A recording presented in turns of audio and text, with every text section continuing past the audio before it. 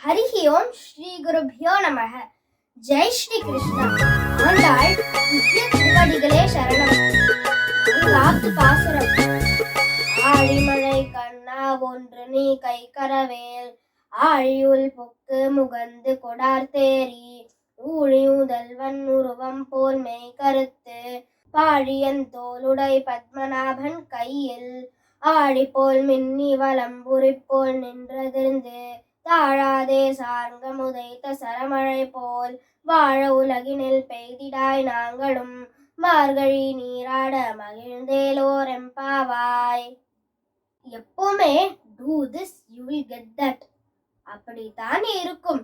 இதெல்லாம் பண்ணினா என்ன கிடைக்கும்னு சொல்லுவா பொதுவா.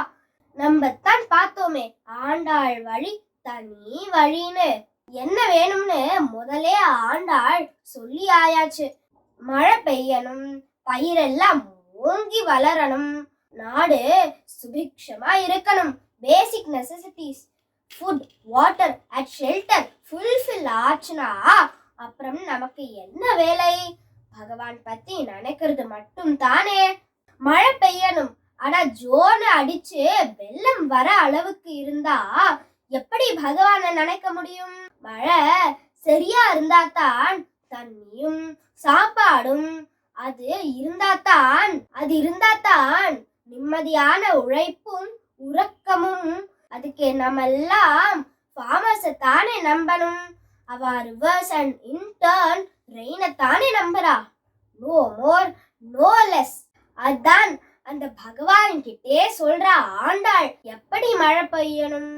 சயின்டிபிக் எக்ஸ்பிளனேஷனோட வாட்டர் சைக்கிளை அப்போவே சொல்லிட்டா ஆண்டாள். அவ ஃப்ரெண்ட்ஸ்க்கும் தெரியணும் இல்லையா?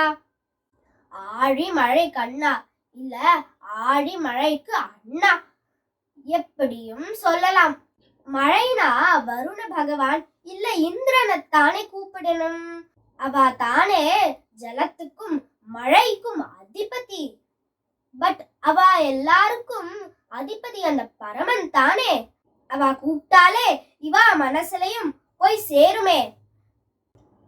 சன்ரைஸ் பட்டு சீல இருந்து வாட்டர் எடுத்து சின்ன சின்ன குளம் குட்டை எல்லாம் வேண்டாம், அந்த பிக் வைட் ஓஷன்ல இருந்து எடுக்கணும்.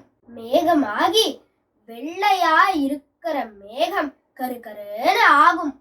தண்ணி சேர்ந்து முகந்து சீயோட ஆழத்திலிருந்து எடுத்து இன்னொரு இடத்துல, அதாவது கிளவுட்ஸ்ல வை.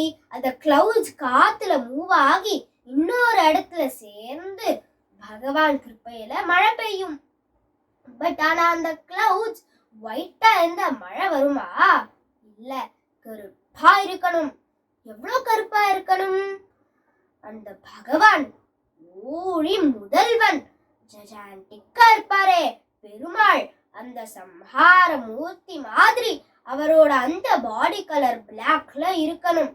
நல்லா பறந்து விரிந்த தோல் உடைய பெருமாள் பத்மநாபன், அதாவது பத்மநாபன். கையில இருக்கிற ஆழி, அதாவது சக்கரம், அது எவ்வளோ ஷைன் ஆகும். அந்த மாதிரி ஷைனோட பெருமாளோட இன்னொரு கையில இருக்கிற பாஞ்சஜன்யம் சங்கோட அதிரும் ஒளியோட மழை பெய்யணும். அதுல ஷைன் அண்ட் சவுண்ட் எப்படி வந்தது?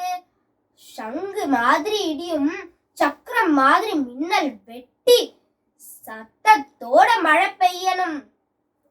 பெருமாளோட சார்கம் வில்லுல இருந்து சரசரசரன அம்பு பொழியும். அந்த மாதிரி சரசரசரன சார காத்தோட மழை பெய்யணும். எவ்வளவு பெய்யணும்? வீட்டுக்குள்ள தண்ணி வந்தா நம்ம ரோட்ல நிக்க கூடாது. வாழ உலகத்துல தேவையான அளவு, வாழறதுக்கு தேவையான அளவு, அடுத்த சீசன் வரைக்கும் தாக்கு பிடிக்கிற அளவு பெய்யணும் மழை பெஞ்சு லோகம் நல்லா இருந்து நாங்களும் காலங்கத்தால எழுந்து உனக்கு எப்போவும் போல கைங்கரியம் செய்யணும். மார்கழி நீராடணும் கண்ணா. ஆண்டாள் திவ்ய திருவடிகளே சரணம். சர்வம் கிருஷ்ணார்ப்பணமஸ்து.